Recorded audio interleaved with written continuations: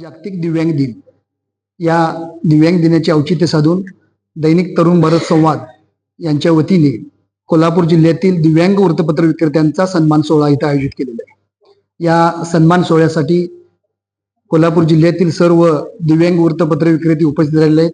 याबरोबर सर्व वार्ताहर सहकार बंधू, या कार्यक्रमाचे प्रमुख प्रायोजक डॉक्टर शर्मिला बल्लुगडे मॅडम, डॉक्टर तुषार बल्लुगडे मॅडम, प्रमोद कांबळे हर्षवर्धन, राजनंदिनी धैर्यशील भोसले, कॉम्रेड शिवाजी मगदूम, या सर्वांचंच मी तरुण भारत संवाद परिवाराच्या वतीनं सर्वप्रथम स्वागत करतो।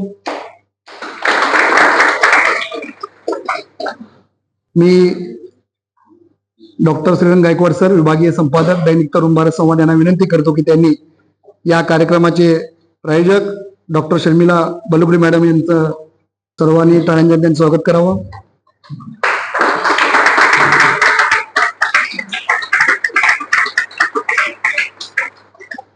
त्यानंतर मी सरांना पुन्हा विनंती करतो की डॉक्टर तुषार बल्लुगडे यांचंही स्वागत त्यांनी करावं। या कार्यक्रमासाठी बहुमोल सहकार्य त्यांच्याकडून लाभलेलं आहे। त्यांच्या सहकार्यामुळेच आज हा इथं कार्यक्रम संपन्न होत आहे। आपले दुसरे प्रायोजक माननीय प्रमोद कांबळे हर्षवर्धन यांचंही स्वागत गायकवाड सरांनी करावं असं मी त्यांना विनंती करतो। यानंतर प्रमुख पाहुणे म्हणून इथे उपस्थित असलेले राजनंदिनी धैर्यशील भोसले, डेप्युटी सरपंच ग्रामपंचायत आदमापूर, यांचंही स्वागत त्यांनी करावं अशी मी त्यांना विनंती करतो। यानंतर कागल तालुका वृत्तपत्र विक्रेता संघटनेचे अध्यक्ष कॉम्रेड शिवाजी मगदूम यांचंही स्वागत सरांनी करावं अशी मी त्यांना विनंती करतो। यानंतर मधुकर सुतार, आपले बडगावचे वृत्तपत्र विक्रेते आहेत, त्यांचंही स्वागत सरांनी करावं असं मी त्यांना विनंती करतो। मधुकर सुतार, बडगावचे वृत्तपत्र विक्रेते। ओके, सर्वांनी बसून घ्यावं।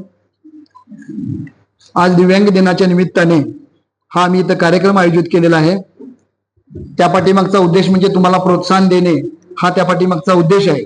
दैनिक तरुण भारत नेहमीच असे वेगवेगळे उपक्रम राबवत असतात, त्यातीलच एक भाग म्हणून हा कार्यक्रम दिव्यांग दिनाचे औचित्य साधून आम्ही इथं आयोजित केलेला आहे की घरोघरी तुम्ही वर्तमानपत्राचे वाटप करता। खऱ्या अर्थानं त्याबद्दल तुम्हाला कमिशन दिलं जातं, हा व्यवहाराचा भाग झाला, पण व्यवहाराच्या पलीकडे सुद्धा एक जिव्हाळ्याचं आणि आपुलकीचं नातं असतं आणि ते नातं जपण्याचा हा उपक्रम म्हणला तर काय वावगं ठरणार नाही। इतक्या प्रतिकूल परिस्थितीमध्ये सुद्धा तुम्ही घरोघरी वर्तमानपत्रे पोहोच करतात, त्यामुळे वाचकांना घर बसल्या जगभरातील घडामोडींचं ज्ञान मिळतं। त्यांच्या प्रति कृतज्ञता व्यक्त करण्याची संधी आम्हाला मिळाली आणि त्या दृष्टिकोनातूनच आज जो जागतिक दिव्यांग दिन आहे, त्या दिव्यांग दिनाचे औचित्य साधून आम्ही तरुण भारत संवाद या परिवाराच्या वतीनं आपल्या सर्वांचाच इथं सन्मान करण्याचा हा कार्यक्रम आयोजित केलेला आहे। मी विभागीय संपादक डॉक्टर श्रीरंग गायकवाड सर यांना विनंती करतो की त्यांनी प्रास्ताविकपूर्ण मार्गदर्शन करावे। बाळूमामाच्या नावानं व्यासपीठावर उपस्थित असलेले सगळे मान्यवर, डॉक्टर शर्मिला बालगुडे, डॉक्टर तुषार बालगुडे, स्वप्नपूर्ती जिल्हा सहकारी गृहतारण संस्थेचे संस्थापक प्रमोद कांबळे, राजनंदिनी धैर्यशील भोसले, कॉम्रेड शिवाजी मगदूम, तालुका वृत्तपत्र विक्रेता संघटनेचे, आणि तुम्ही सगळे समोर बसलेले आमच्या अन्नदाता मायबाप म्हणायला सगळे मंडळी, आमचे अमर पाटील हे विभागीय वितरण व्यवस्थापक आहेत, तुमच्या सगळ्यांच्या परिचयाचे असतील। फार खटपटे आणि धडपडे अधिकारी आहेत आमच्यातले। तरुण भारत परिवारात सहभागी झाल्यापासून त्यांनी अनेक इव्हेंटचं आयोजन फार उत्साहाने जोमाने केलेलं आहे आणि त्याच्या मागची भूमिका त्यांची अशी आहे की वर्तमानपत्र ही पूर्वी चळवळींसाठी लोकांच्या मागणीतून निर्माण झालेली गोष्ट आहे। आता काही प्रमाणात त्याचंही व्यावसायीकरण झालेलं आहे, ते तुम्हाला आम्हाला सगळ्यांना माहिती आहे। पण याच्या पलीकडं एक सामाजिक बांधिलकी आहे, एक तुमचं आमचं एक नातं आहे, एक परिवार आहे।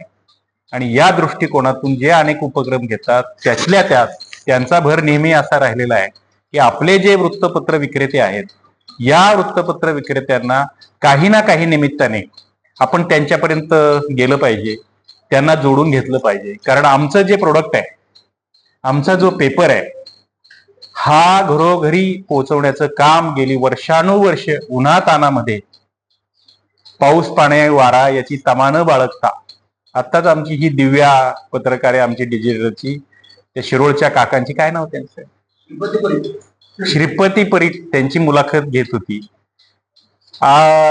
30 वर्ष गेले, 100% अंधत्व आहे त्यांना, आणि 30 वर्ष ते वर्तमानपत्र विक्रीचं काम करतायत. आमचा पेपर घरोघर पोहोचवतायत. म्हणजे आम्ही जरी तिथे वर्तमानपत्राच्या ऑफिसात AC ऑफिसमध्ये बसून असलो तरी आमचं खरं काम तुम्ही सगळी मंडळी करत आहात.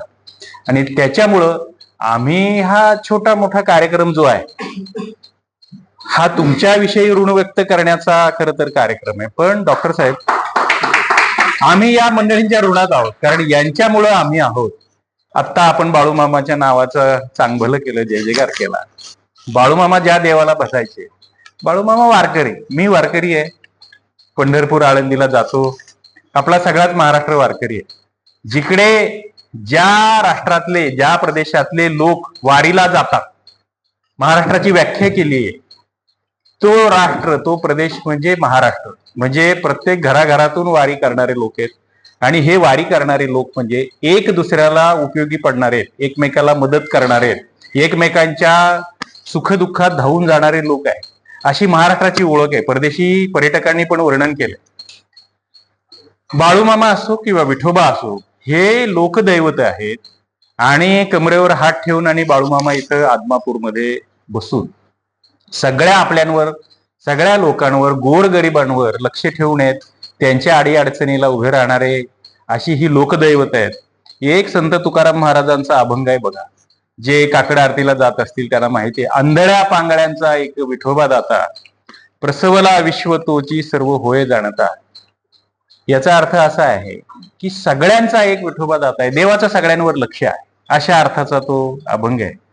आणि तीच प्रेरणा आहे की तो कोणाच्याही अडीअडचणी संकटात धावून जातो. आपल्याला माहित असेल, एक लवळ नावाचं एक गाव आहे पंढरपूर जवळ, तिथं कुर्मदास, संत कुर्मदास अशा नावाचे संताची एक समाधी आहे, मंदिर आहे. मुस्लिम समाजातले त्यावेळेतले हे पैठणवरनं आले, हातही नव्हते आणि पायही नव्हते, आणि तशा परिस्थितीत ते पंढरपूरला निघाले. आणि ते असं लोटांगण घेत घेत घेत घेत आले. देवाला कळलं की आपला भक्त यायला लागलाय, सगळं अंग सोलवटलंय, खरचटलंय असं. मग देव, त्यावेळी वारी होती पंढरपूरची, वारीच्या वेळी ज्ञानदेव, नामदेव ही मंडळी आली होती.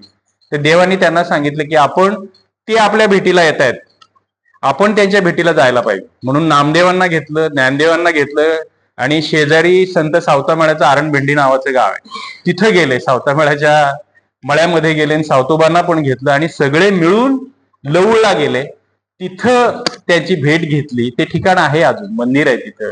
एका विहिरीमध्ये त्यांच्यासाठी चंद्रभागा निर्माण झाली, आणि त्यांच्यासाठी देवाने त्यांना आशीर्वाद दिला. या सगळ्या आपल्या ज्या कथा आहेत, लोककथा आहेत, या कुणीही असो, मी जसं म्हटलं सुरुवातीचा तो जो अभंग आहे, सगळ्यांना सोबत घेऊन जाण्याचं काम या लोकदैवतांनी केलेलं आहे. आणि कॉम्रेड, आपल्याला माहिती आहे, संयुक्त महाराष्ट्राच्या लढ्यात 3 जण शाहीर होते, ज्यांचं मोठं योगदान आहे की त्यांनी संयुक्त महाराष्ट्राचा लढा खेचून आणला. त्याच्यापैकी माझी मैना गावाकडे राहिली, हा जो सीमा भाग आहे, हा अजून महाराष्ट्रात येत नाही, म्हणून माझ्या जीवाची होती या काहिली, असं म्हणणारे अण्णाभाऊ साठे शाहीर. त्यांनी असं म्हटलं होतं.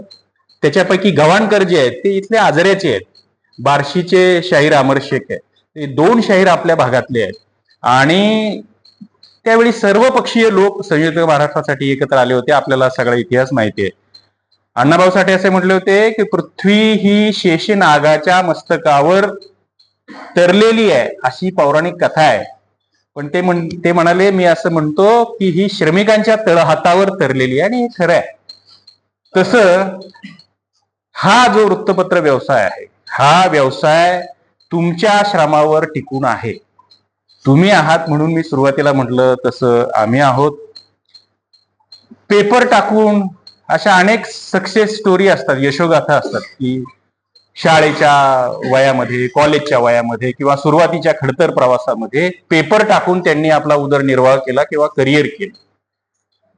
पण माझं म्हणणं असं आहे, ही एक बाजू आहे. तशी आम्ही जे आहोत, वर्तमानपत्र आहे, आता सगळा सोशल मीडिया आला, आता नवनवीन काय मोबाईल आले, ते काका सांगत होते आता मोबाईल आले, अमुक झालं तमुक झालं. पण एक नक्की आहे की मी सगळ्या माध्यमांमधून डॉक्टर साहेब काम करून आलोय. टीव्ही मध्ये जास्त वर्ष होतो, डिजिटल मध्ये होतो, पेपर मध्ये आलोय. पण एक नक्की आहे की विश्वास जो आहे तो वर्तमानपत्रावरच आहे आणि हा विश्वास वर्षानुवर्ष जतन करण्याचं काम तुम्ही सगळ्या मंडळींनी केले. आता आमचं काम आहे, बाकी सगळ्या समाजाचं, पेपरचं काम आहे तसं बाकी समाजाचं काम आहे, सरकारचं काम आहे तुम्हाला मदत करणं, तुमची दखल घेणं, तुम्हाला सोयी सुविधा कशा मिळतील याच्यासाठी प्रयत्न करणं हे सरकारचंही काम आहे. आणि म्हणून तर मला वाटतं 2 वर्षापूर्वी दिव्यांग मंत्रालय सुरू झालेलं आहे आणि मला वाटतं तुमचं काही समस्या त्याच्यामुळे सुटायला मदत झाली असेल. महाराष्ट्रात सुमारे 50 लाख दिव्यांग आहेत डॉक्टर साहेब. आणि हा जो दिन सुरू केलाय, मला वाटतं 90च्या दशकामध्ये 1983 ते 1992 हे दिव्यांगांचं दशक म्हणून युनेस्कोनं जाहीर केलं होतं. आणि त्यांच्या सोयी सुविधा म्हणजे आता अजूनही मला असं वाटतंय की खाजगी जाऊ दे, अजून सरकारी कार्यालये अशी आहेत की जिथं दिव्यांगांसाठी त्यांची व्हीलचेअर जाईल अशी व्यवस्था नसते. टॉयलेटमध्ये जाताना, म्हणजे मला आज सकाळीच येताना काही विक्रेत्यांना आम्ही घेऊन आलो, तेव्हा मला जाणवलं की आम्ही पेपरने ते करायलाच पाहिजे, पण खाजगी संस्थांनी, हॉस्पिटलनी विचार करायला पाहिजे. अंध व्यक्ती जर आला, अधू हाताने पायाने आला, तर त्यांनी कशा पायऱ्या चढाव्या, त्यांनी कसं टॉयलेटमध्ये जावं, ह्या गोष्टींची आपणही सर्वसामान्य मंडळींनी विचार करणं हे गरजेचं आहे. त्या पद्धतीच्या सुविधा कशा मिळतील हे मिळणं गरजेचं आहे. या दिव्यांग दिनाच्या दृष्टीने या दिवशी आपण हे बोलणंही गरजेचं आहे असं मला वाटतंय. पण दुसरं एक सांगतो, मी वारकरीत माणूस आहे, पाप आणि पुण्य या गोष्टीवर माझा विश्वास आहे. जे जे चांगलं आहे ते पुण्य, जे जे दुसऱ्याविषयी मनात वाईट येतं ते पाप. तुम्ही लोकांनी, म्हणजे आमची रोजीरोटी, आमचं पोटपाणी तुमच्यावर चाललंय, त्यामुळे एक मला माहिती आहे, हे पुण्याचं काम आहे. तुम्हाला हे पुण्य तुम्हाला तर पुरेलच तुमच्या आयुष्याला, पण तुमच्या पुढच्या पिढ्यांनाही, पिढ्याला हे वृत्तपत्र विक्रीचं तुम्ही जे काम केलंय ते पुण्य पुरवत राहील. तुमच्या मुलाबाळांचं कल्याण होईल, त्यांच्या पुढच्या पिढ्यांचं कल्याण होईल, असं हे पुण्याचं काम तुम्ही करताय. तुमच्या हाताने हे काम होत राहो आणि तुमचे आशीर्वाद आम्हालाही राबत राहोत. समाजामध्ये हे ज्ञानदानाचं काम आहे, हे डोळं उघडण्याचं काम आहे, लोकांपर्यंत पेपर पोहोचवतो म्हणजे ज्ञानदानाचं काम आहे. हे तुमच्या हातून शेवटपर्यंत होत राहो आणि तुमचा असा छोटासा का होईना सन्मान करण्याचं भाग्य आम्हाला वारंवार लाभो अशी बाळूमामांच्या चरणी प्रार्थना करतो आणि थांबतो. धन्यवाद. सरांना जरा महत्वाच्या कामासाठी बाहेर जायचं आहे, त्यांच्या हस्ते प्राथमिक एक आपण सन्मानपत्र देऊन सुरुवात करूया आणि त्यानंतर बाकीचे मनोगत व्यक्त होतील. श्रीकांत इराप्पा पातरवड, गजरगाव, तालुका आजरा, सन्मानपत्र दिलं जात आहे. सरांना विनंती करतो की सर्वच मान्यवरांना की त्यांनी त्यांच्या शुभ हस्ते त्यांना सन्मानपत्र द्यायचं आहे. डॉक्टर तुषार बलुगडे सर यांच्या शुभ हस्ते त्यांना हे सन्मानपत्र प्रदान करण्यात येत आहे. यानंतर मी डॉक्टर शर्मिला बलुगडे मॅडम यांना विनंती करतो की आपण सर्वांना मार्गदर्शन करायचं आहे.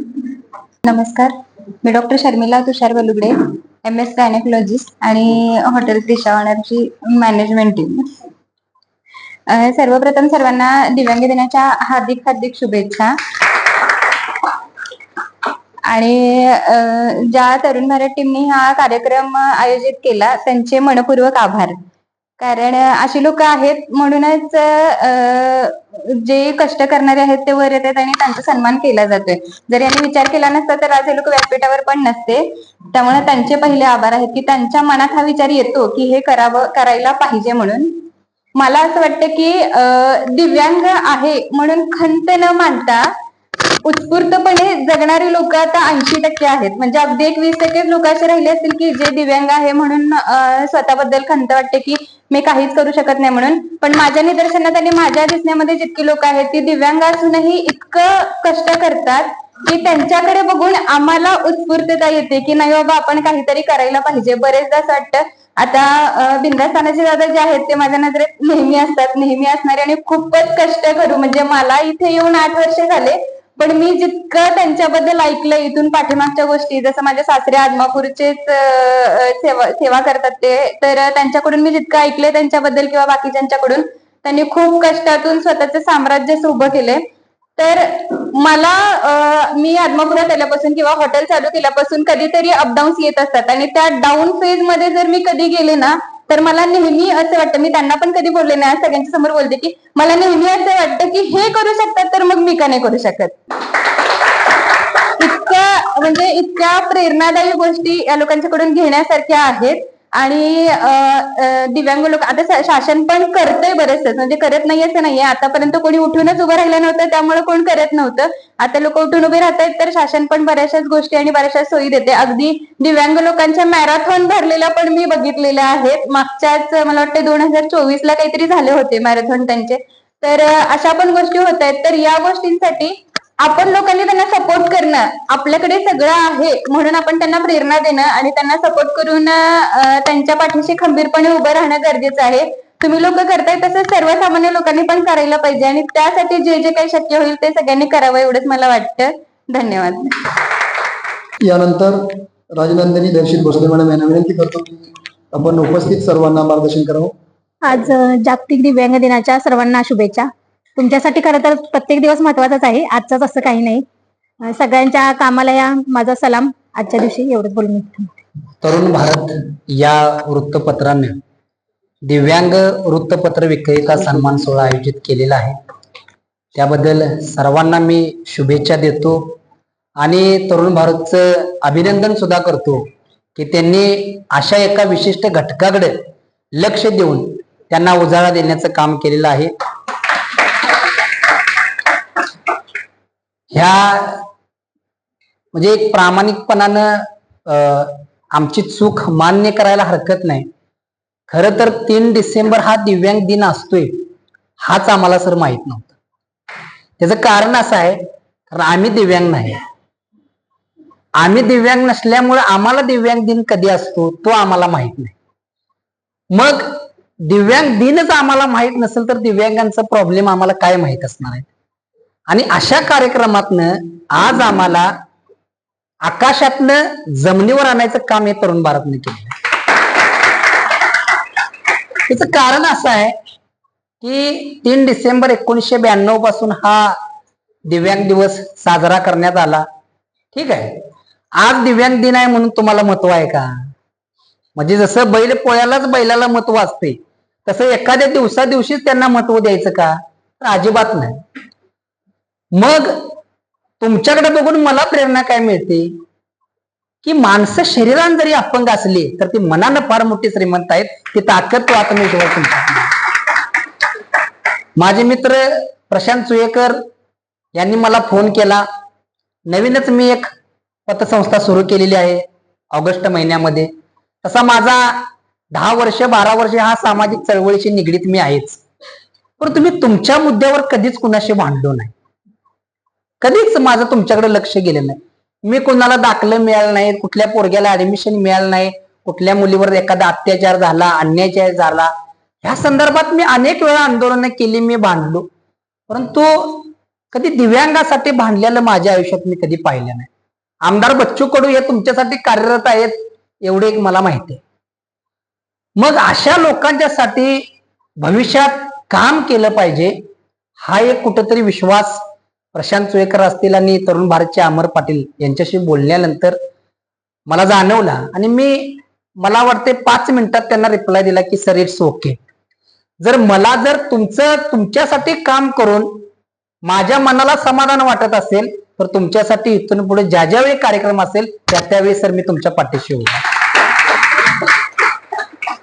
कारण अशा व्यक्तींच्याकडे फार लक्ष जात नाही. जो दिव्यांग आहे, अपंग आहे, अंध आहे, नेहमीच समाजात त्याला दुय्यम स्थान मानलं जातं. त्याला काय कळते, तू कुठं चालणार आहे, तू कुठं बोलणार आहे, त्याला काय दिसते. तर ती मात्र ऊर्जा आज तुम्ही लोकांनी दिलेली आहे. बघा, एक पेपर वाटणं हे जरी तुमच्या दृष्टीनं व्यावसायिकाचं काम असलं तरी सामाजिक कार्य फार महत्वाचं. तुम्ही जर पेपर वाटलाच नाही तर आम्हाला काय कळणार आहे जगामध्ये काय चाललंय काय नाही आहे ते. आणि म्हणून माझ्यासारख्या कार्यकर्त्याला, माझ्यासारख्या तरुण पोराला हे वाटलं पाहिजे की आज या भावंडासाठी आम्हाला कुठंतरी काम केलं पाहिजे म्हणून. आणि निश्चितपणानं तुम्ही लोकांनी जो काही संघर्ष आज उभा केलेला आहे, आज तुमची सुद्धा चळवळ फार मोठी आहे. मखदूम साहेब, मला वाटते की शासनाच्या ज्या योजना मिळत नव्हत्या तर ह्या लोकांनी आज काही का असना आज मिळवत आणले. आमचे एक मामा आहेत ज्यांचं वरणगे पाडळी गाव आहे. त्यांचा मुलगा अंध आहे, पूर्णतः अंध आहे. 2 मुलगा आहेत. एक चांगला सक्षम आहे, सदृढ आहे, ज्याला दिसतं, ज्याला हातपाय आहेत, सगळं करत. आणि दुसरा मुलगा आहे जो अंध आहे, त्याला दिसत नाही, काही नाही. आज तो मुलगा सेंट्रल स्कूलमध्ये प्रोफेसर म्हणून काम करतो, त्यानं परीक्षा दिल्यामुळे. आणि दुसरा मुलगा जो चांगला आहे तो आई बाबाला नेहमी खड्ड्यात घालायचं काम करतो.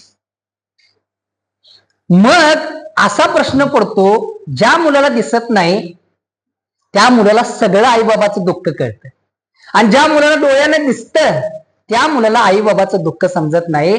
याचा अर्थ दिव्यांग असलो, अपंग असलो म्हणून मन कळत नाही, हा जो काय विचार आहे हा खोटा आहे. आणि म्हणून तुमच्यासारख्या लोकांनी आज माझ्या मनामध्ये प्रेरणा निर्माण केली आहे.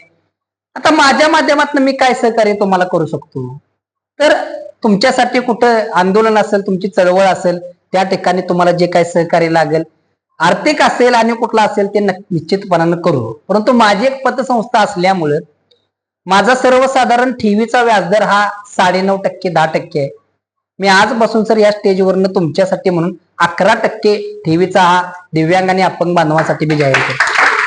तुमची किती ठेव असू दे, दुसरी मत त्या ठेवीवरती सुद्धा मी तुम्हाला विमा संरक्षण देणार. कारण जी लोक या समाज व्यवस्थेमध्ये डुबलेली आहेत, पिचलेली आहेत, त्यांना भारतीय संविधानानं हक्क अधिकार मिळवून दिलेले आहेतच, नाहीत असं नाही. पण हक्क अधिकार कोणता आहे हे सुद्धा लोकांना माहित नाही. आज अनेक एनजीओ आहेत, डिसेबिलिटीवरती काम करतात, अनेक गोष्टीवरती काम करतात. माझं सुद्धा MSW झालेलं आहे. त्यामुळं CSRच्या माध्यमातून अशा लोकांच्यासाठी आपल्याला काय उभं करता येते, अशा लोकांना विरंगुळा केंद्र उभा करता येते काय, अशा लोकांना एक परमनंट व्यवसाय करण्यासाठी काय साधन संपत्ती मिळते काय. आणि मग अनेक लोकांचा कोट्यावधीचा फंड हा उपलब्ध असतो. तो फंड तुमच्यासारख्या व्यक्तींच्या हातामध्ये कसा जाईल यासाठी मी निश्चितपणानं प्रयत्न करेन. मी पुन्हा एकदा या ठिकाणी मला बोलण्याची संधी दिली आणि खरोखर आज आम्हाला माणसात आणायची संधी दिली त्याबद्दल मी तरुण भारतचे अमर पाटील असतील, संपादक साहेब असतील, आमचे मित्र प्रशांत सुयेकर असतील, या सर्वांचे मी आभार व्यक्त करतो. आणि मला सुद्धा डॉक्टर मॅडम तुमचे सर यांचा फार अभिमान वाटला. कारण फार तर डॉक्टर सामाजिक कार्यात कमी आहेत. ते पेशंटला गेल्यावर फाडायचं कसं एवढं बघतात, आणि तुम्ही लोक समाजाला जोडण्याचं जे काय काम करता खऱ्या अर्थानं चांगली गोष्ट आहे. आजकाल डॉक्टर असू दे, वकील असू दे, अनेक लोक असू देत, ही सामाजिक कार्यामध्ये वळायला लागलेले आहेत. हे आमच्यासारख्या कार्यकर्त्यांना उभारी देण्याचं संधी आहे. निश्चितपणानं तुम्हाला पुन्हा एकदा ह्या दिव्यांग दिनाच्या मी शुभेच्छा देतो आणि मला इथं बोलवलं त्याबद्दल आभार, धन्यवाद.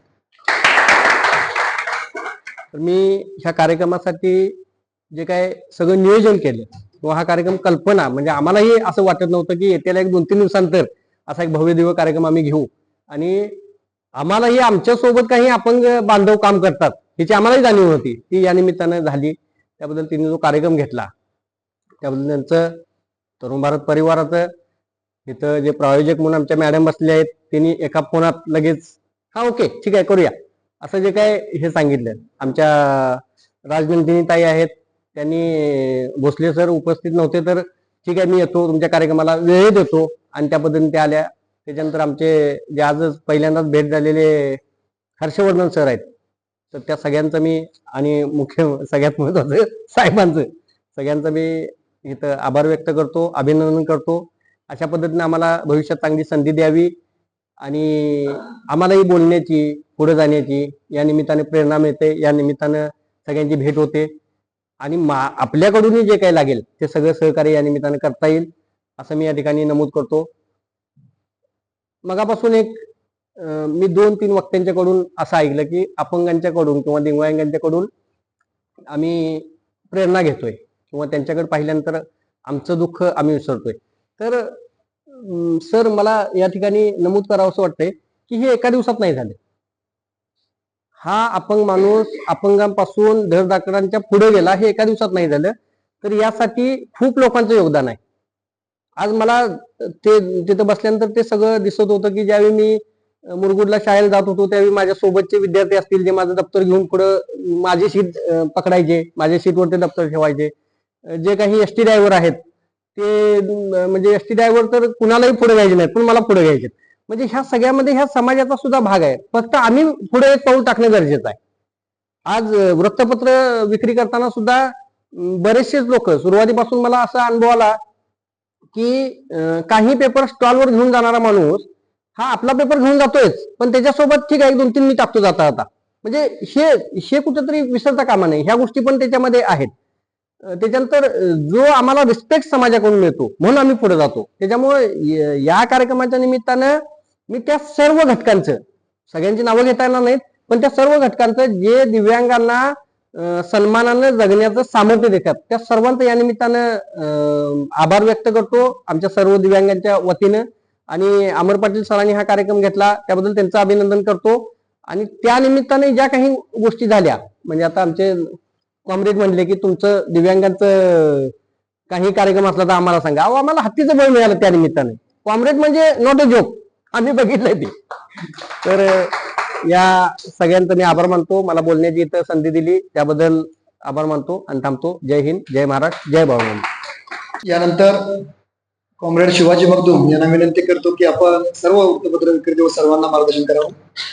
आज या ठिकाणी दिव्यांग दिनाच्या निमित्तानं दैनिक तरुण भारतनं दिव्यांग वृत्तपत्र विक्रेता सन्मान सोहळा आयोजित केलेला आहे.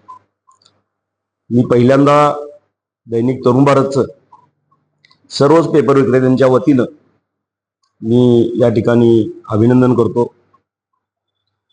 कारण अशा पद्धतीनं कार्यक्रम, मला वाटतं संपादक साहेब म्हटले तसं जिथं जिथं अमर पाटील साहेब जातील तिथं असं वेगळं वेगळं काय करता येते का तिकडं त्यांचं लक्ष असतं. आणि मग तळातल्या माणसांसाठी जे काही करता येईल ते कसं करता येईल त्याच्यासाठी खरं म्हणजे अमर पाटील साहेबांचं लक्ष असतं. तर अमर पाटील साहेब, तुमच्या जी काही कल्पना आहे तुमच्या कल्पनेला सलाम करायला पाहिजे. कायमच तुम्ही अशा पद्धतीचे कार्यक्रम आयोजित करता आणि तळातल्या वर्गाला सन्मान द्यायचं काम करता. मला वाटतं यापूर्वी सुद्धा रक्षाबंधनाच्या निमित्तानं आशा आणि गटप्रवर्तक जे आहेत ज्यांनी कोविड काळामध्ये अतिशय चांगल्या पद्धतीनं काम केलं, अशा आशाताईंच्यासाठी सुद्धा गटप्रवर्तकांच्यासाठी त्यांनी एक आरोग्य रक्षक राखीचा एक कार्यक्रम आयोजित केला होता. आणि तो सुद्धा अतिशय चांगल्या पद्धतीनं, म्हणजे तळातल्या घटकाकडे ज्यांच्याकडे कुणाचं लक्षच नाही अशा घटकाकडे कसं लक्ष जाईल समाजाचं त्याच्यासाठी ते सातत्यानं प्रयत्न करत असतात. तर मी पहिल्यांदा तरुण भारतनं अशा पद्धतीचा जो काही कार्यक्रम आयोजित केला त्याबद्दल मी परत एकदा त्यांचं कृतज्ञता व्यक्त करतो सर्व एजंटांच्या वतीनं. तर या कार्यक्रमासाठी ज्यांनी संयोजन केलं त्या डॉक्टर बलुगडे मॅडम, बलुगडे सर, या ठिकाणी उपस्थित असलेले प्रमोद हर्षवर्धन आणि या ठिकाणी उपस्थित असलेले तरुण भारतचे आमचे संपादक साहेब, या ठिकाणी उपस्थित असलेले कागल तालुका वृत्तपत्र विक्रेता संघटनेचे उपाध्यक्ष मधुकर सुतार साहेब आणि या गावच्या डेप्युटी सरपंच माननीय राजनंदिनी धैर्यशील भोसले साहेब, तसेच या ठिकाणी उपस्थित सर्व आमचे दिव्यांग वृत्तपत्र विक्रेते, तरुण भारतचे वितरण विभागचे सर्व प्रतिनिधी, उपस्थित बंधू आणि भगिनी. खरं म्हणजे आज जो काही कार्यक्रम आयोजित केलेला आहे दिव्यांगाचा, या ठिकाणी ते येऊन ऐकलं की 28 वर्ष अंध असून सुद्धा, 100% अंध असून सुद्धा घरोघरी जाऊन वृत्तपत्र विक्रेतेचं काम करायचं एवढं सोपं नाही. म्हणजे आम्ही डोळसा असून सुद्धा पुढारीच्या ठिकाणी सकाळच्या ठिकाणी तरुणबार किंवा तरुणबारच्या ठिकाणी कधी पुण्यनगरी गेला हे आम्हाला पण समजत नाही, परंतु आमचा अंध विक्रेता कुठल्याही पिशवीमध्ये कुठलं दैनिक आहे बघून त्या दारामध्ये जाऊन तेच दैनिक त्या ठिकाणी द्यायचं काम करतो. खरं म्हणजे त्या अशा विक्रेत्याला आपण सलाम करायला पाहिजे. आणि मग हे ज्यावेळी मी ऐकलं की 28 वर्ष अपंग आहेत आणि ते घरोघरी जाऊन पेपर विक्रेत्याचं काम करतात आणि 100% अंध असून सुद्धा ते सगळे पेपर वाटतात. एकच पेपर असेल तर काही प्रॉब्लेम येत नाही, कारण तोच पेपर सगळीकडे आपल्याला टाकायचा असतो. परंतु सगळे पेपर असताना सुद्धा वेगवेगळ्या ठिकाणी वेगवेगळे पेपर टाकणं एवढं सोपं नाही. तर ते काम या ठिकाणी करतात. या ठिकाणी बघितलं आता या ठिकाणी आमच्या अपंगांचा जो काय दिव्यांग बांधवांचा सत्कार झाला, त्यांना व्यवस्थित जाता येत नाही. या ठिकाणी आमचे बिनधास्त बसलेले आहेत. खरं म्हणजे तुमच्या नावातच बिनधास्तपणा आहे. नाव जरी तानाजी असलं तर तानाजी असं कोण ओळखतच नाही, त्यांना बिनधास्त म्हणून सगळे ओळखतात. खरंच सगळा कार्यक्रम त्यांचा बिनधास्त असतो. काय कुठल्या कार्यक्रम कसलं काही टेन्शन नसतं त्यांना. पेपर वाटताना बिनधास्त, व्यवसाय करताना बिनधास्त, हा कार्यक्रम घेताना सुद्धा बिनधास्त जायचे.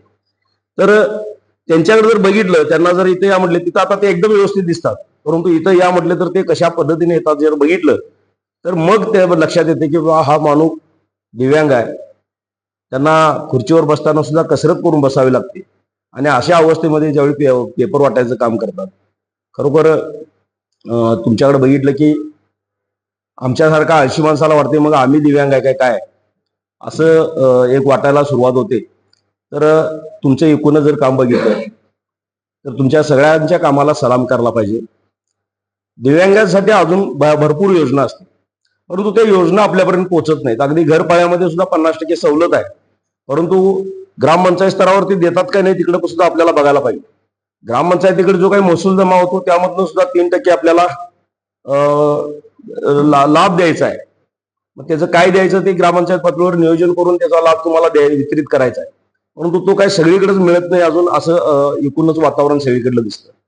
पण अशा परिस्थितीमध्ये शासनाच्या योजना सुद्धा प्रत्येक दिव्यांगापर्यंत पोहोचायला पाहिजे. त्याच्यासाठी सुद्धा शासनानं काही प्रयत्न करणं गरजेचं आहे. जिल्हा स्तरावर, तालुका स्तरावर त्याची वेगळी केंद्र स्थापन करून तिथून त्या योजना डायरेक्ट त्यांच्यापर्यंत कशा पोहोचता येतील त्याच्यासाठी शासनानं काम करणं गरजेचं आहे.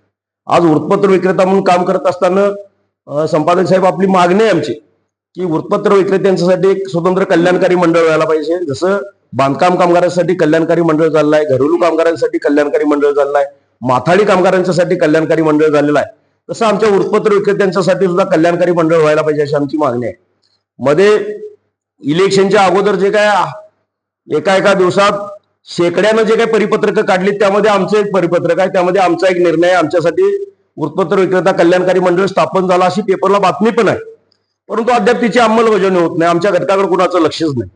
आणि म्हणून शासनानं सुद्धा जे काय आमचं वृत्तपत्र विक्रेता कल्याणकारी मंडळ आहे ते जर स्थापन केलं त्यामध्ये आमची सरळ मागणी आहे, जे शासन जाहिराती देतं, सगळ्या दैनिकांना ज्या काही जाहिराती येतात त्याच्यावरचा 2% त्याच्यावर 2% शेस आकारावा.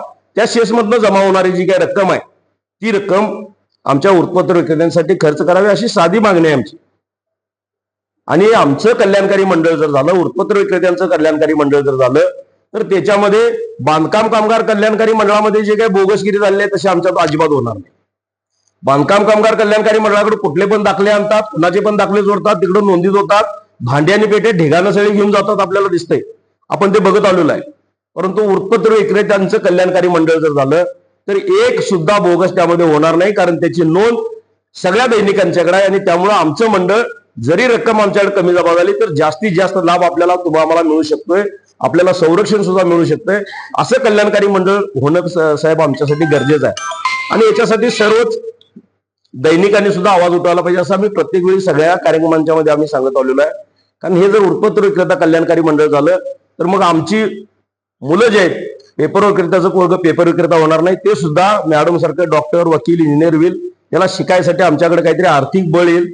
आणि त्यामध्ये कल्याणकारी योजनेच्या मध्ये जर हे जर आलं तर आता सरांनी सांगितलं की आम्ही 11% आपण दिव्यांग बांधवांसाठी फीवरचा व्याज देतो, हा त्यांचा मोठेपणा आहे आणि त्याच्यावर विमा संरक्षण सुद्धा देतो असं ते म्हटले. परंतु आमचं स्वतंत्र कल्याणकारी मंडळ जर झालं तर आम्हाला त्याच्यामधनं इन्शुरन्स मिळेल. आज बांधकाम कामगारासाठी जर बघितला तर जो बांधकाम कामगार नोंदीत आहे त्या बांधकाम कामगाराला त्याच्या आई वडिलांना त्याच्या 2-18 वर्षाखालच्या मुलांना आणि पत्नीला असं पर हेड 2 लाखाचं विमा संरक्षण आहे. म्हणजे 12 लाख रुपये एका कुटुंबामध्ये विमा संरक्षण त्यांना मिळतं. काय जरी दवाखान्याचा उपचार झाला तर आरोग्य विमा त्यांच्यासाठी 2 लाखापर्यंतची पर हेड लागू आहे. अशा पद्धतीच्या योजना आमच्यासाठी येतील, पण त्या कधी येतील?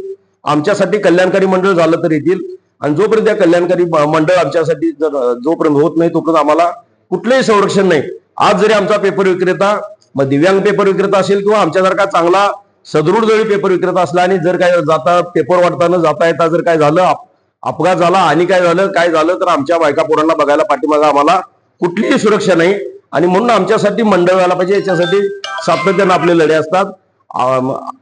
आम्ही चालवत असलेली अंधापन कल्याण संघटना आहे. दादू या ठिकाणी बसलेले आहेत, ते त्याचे कार्यकर्ते आहेत. बऱ्याच आमच्या दिव्यांग बांधवांना त्यांनी सायकली मिळवून दिले, शासनाचे लाभ सुद्धा मिळवून दिलेले आहेत. त्यातलाच एक कार्यकर्ता या ठिकाणी बसलेला आहे, इचलकरंजीहून आलेला आहे दादू. खरं म्हणजे आम्ही दादूच म्हणतोय कायम त्यांना. तर ते पेपर विक्रेते सुद्धा काम करतात आणि तिथं या जे दिव्यांग बांधव आहेत त्यांना आंदोलन करून संरक्षण करून त्यांना त्यांच्या चळवळी करून त्यांना लाभ सुद्धा द्यायचं काम करतात. तर या दिव्यांग बांधवांचं सुद्धा ज्या ज्या काय प्रश्न आहेत, प्रश्न भरपूर आहेत, ते फक्त दिसत नाहीत. आणि तुमचे प्रश्न मी सांगतो तुम्हाला, आपले प्रश्न आपण चौकात येऊन बोलल्याशिवाय मांडल्याशिवाय समाजाला कळत नाही. तुमच्या व्यथा ज्या आहेत त्या व्यथा कुठेतरी बोलून दाखवायला पाहिजेत. व्यथा जोपर्यंत आपण आपल्या बोलून दाखवत नाही तोपर्यंत समाजाला कळत नाहीत, आणि समाजाला व्यथा जोपर्यंत कळत नाहीत तोपर्यंत त्या योग्य ठिकाणी जात नाही. आणि म्हणून तुमच्या व्यथा सुद्धा मांडायला आपण शिकलं पाहिजे. मग ते कुठल्याही कार्यक्रमामध्ये जावा, कसलाही कार्यक्रम असू दे, त्यामध्ये किमान दुखणं आपलं मांडायला पाहिजे. आता मी या ठिकाणी दिव्यांगांच्या कार्यक्रमामध्ये वृत्तपत्र विक्रेत्यांचं काय दुखणं आहे ते त्या ठिकाणी मांडलेलं आहे. कारण आपण हा व्यवसाय करत असताना ऊन, वारा, पाऊस, कुत्री या सगळ्यांचा आम्हाला भय आहे. म्हणणार ऊन, वारा, पाऊस हे हंगामी झालं, यामध्ये कुत्रं आडवं मध्येच कुठलं आलं. तर सकाळ सकाळी ज्यावेळी साहेब आम्ही पेपर टाकायला जातो, कुत्रं कुठं बसलेलं असते आम्हाला कळत नाही.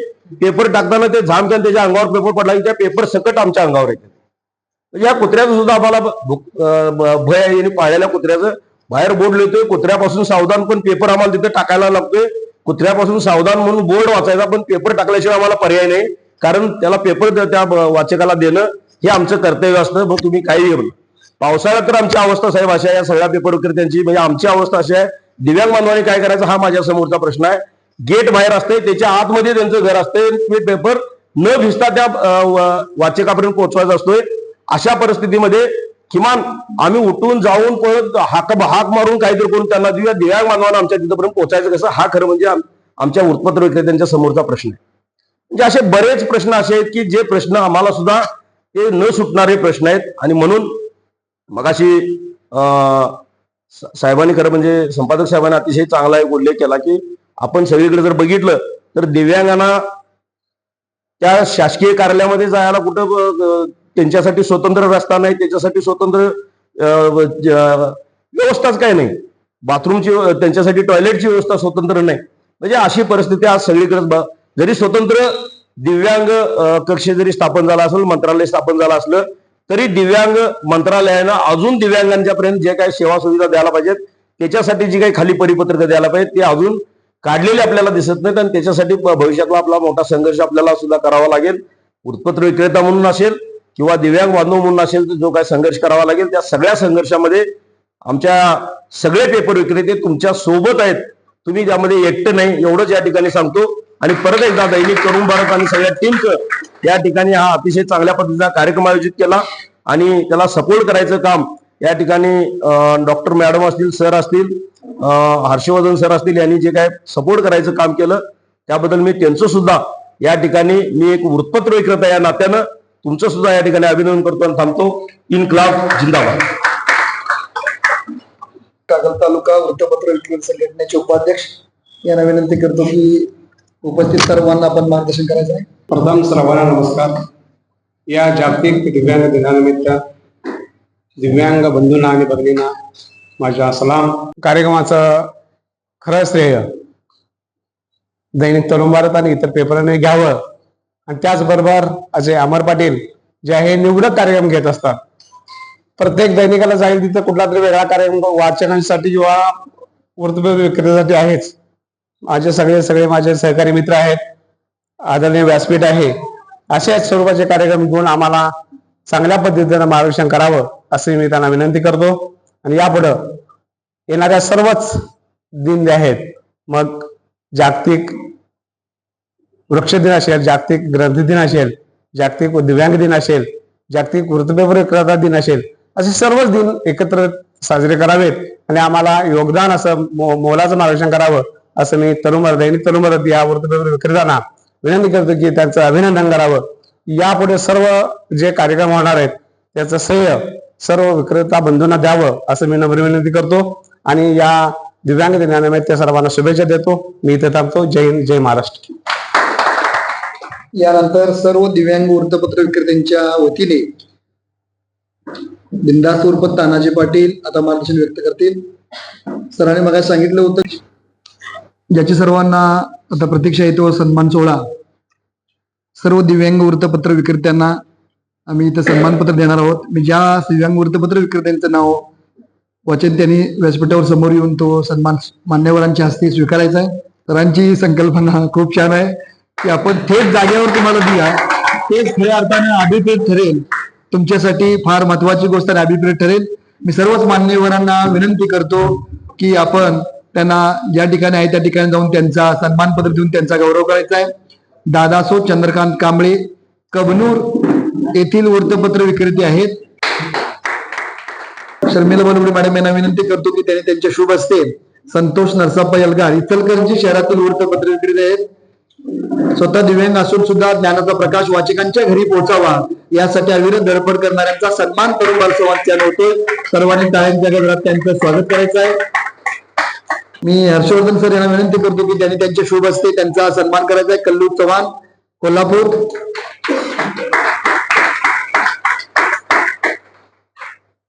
यानंतर कोल्हापूर शहरातील गजानन दत्तात्रय खाडे त्यांना जागेवर नेऊन तो द्यावा लागणार आहे.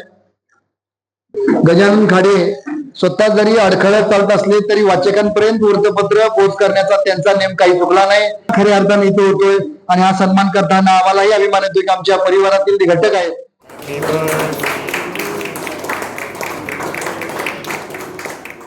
25 वर्षांनी वाचकांना सेवा देण्याचे काम गवळी मामा व काकू दोघेही करतात. दोघेही या व्यवसायामध्ये आहेत. त्यांचाही गौरव या निमित्तानं दैनिक तरुण भारत समाजच्या वतीने होतोय. हा एक गौरवास्पद बाब आहे. सर्वांनी टाळ्यांच्या गजरात त्यांचं स्वागत करायचं आहे. यानंतर कोल्हापूर शहरातील संदीप राजाराम मगदूम हे वृत्तपत्र विक्रेते आहेत. संदीपचाही सन्मान या निमित्तानं होतोय. मी बलुगडे मॅडम यांना विनंती करतो की तुम्ही तुमच्या शुभ हस्ते संदीपरावांचा सन्मान करायचा आहे. थांबा, संदीपराव सपत्नीक आलेले आहेत. दोघेही पुढे या निमित्तानं त्यांचा सन्मान होते. सर्वांनी टाळ्यांच्या गजरात त्यांचं स्वागत करायचं आहे. यानंतर ज्यांनी बिनधास्तपणे आपले मनोगत व्यक्त केले असे बिनधास्त उर्फ तानाजी पाटील या कार्यक्रमासाठी त्यांनी खूप मेहनत घेतलेली आहे. गेली 4 दिवस झाला आमचं कॉन्टॅक्ट. त्यांचा सन्मान या निमित्तानं होतोय. मी गायकवाड सरांना विनंती करतो की त्यांनी त्यांच्या शुभ हस्ते त्यांचा सन्मान करायचा आहे.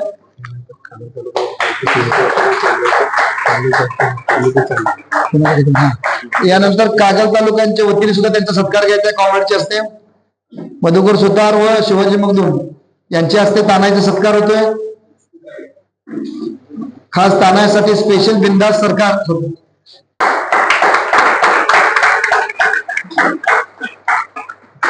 त्यानंतर श्रीकांत सत्तू परीट शिर्टी येथील वृत्तपत्र विक्रेते. स्वतः अंध असून सुद्धा जगभरातील बातम्यांची दृष्टी समाजासमोर देणारे श्रीपंत परीट मामा यांचा सत्कार होतोय. या कार्यक्रमाचे ते प्रायोजक आहेत. माझ्या मिस्टरांचे नाव अशोक बळवंत गवळी. माझे मालक एका पायानं आपण आहेत, तरी पेपर व्यवसाय करतात. मला 2 मुलं आहेत, 1 मुलगी आहे. 2 मुलं पण व्यवसाय करतात. सुनबाई बँकेत मॅनेजर आहे. धाकटा मुलगा चायनीजचे करतो. मुलगी बारामतीला दिलेली आहे. आणि आम्ही दोघं मोडाचा पण व्यवसाय करतो. जोडीला पेपरचा पण धंदा आहे काय. आणि एवढं तरुण भारतवाल्यांनी आमचा इथे एवढा मोठा सत्कार एवढ्या हॉटेलमध्ये केल्याबद्दल त्यांचं अभिनंदन. इथं सगळे बसलेले त्यांचं अभिनंदन. आणि आपली दिव्यांगांना एवढा मोठा दादांनी आधार दिला त्याच्याबद्दल मी अभिनंदन करते सगळ्यांना.